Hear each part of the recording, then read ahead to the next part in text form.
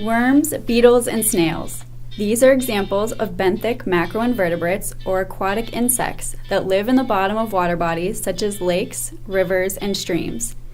These insects may spend part or all of their lives in the water and are indicators of water quality. Some macroinvertebrates can only survive in pollution-free water, but to others, pollution makes no difference. A variety of macroinvertebrates can be found in the Mill Creek, which originates in southeastern Butler County, Ohio, and flows 28 miles into the Ohio River. The Mill Creek suffers from a long history of pollution and man-made alterations.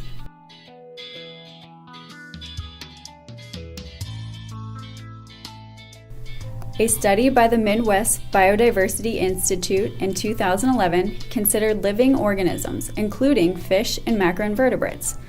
This study showed that the biological health of the Mill Creek, including that of macroinvertebrates, had improved since a previous study in 1992. That improvement is due in part to restoration and cleanup efforts sponsored by the Watershed Council and others.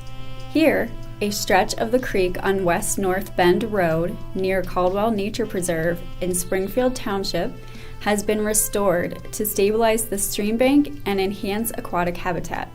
The area of the Mill Creek off North Bend Road is a hot spot for macroinvertebrates, including caddisfly larvae. Organisms like these leeches make their home in the rocky, riffle-laden waters.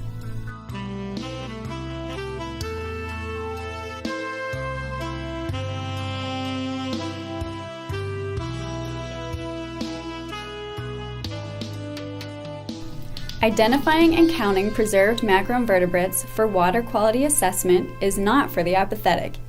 It can take untold hours of observation through a microscope to identify the structural intricacies that differentiate these aquatic insects. Identification keys detail the structural differences of these organisms down to the number of segments in a leg, the arrangement of mouth parts, or the shape of gills. Ephemeroptera, or the mayflies, are my favorite. The delicate gills are not protected like those in fish. They are exposed to water and can be damaged by pollutants.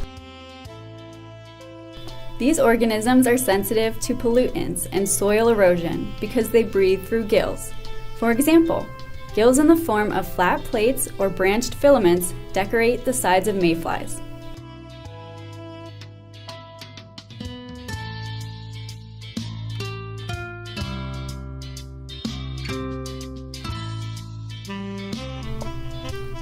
In recent years, scientists have urgently promoted the need for conservation of freshwater biodiversity.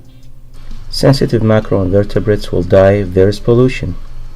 You can't monitor water quality if the specimens die.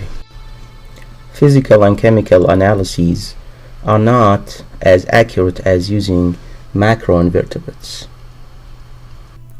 In the case of the Mill Creek, there is hope. The creek and its critters have proven their resilience, and with constant human vigilance, the macroinvertebrate community and water quality is projected to improve in future years.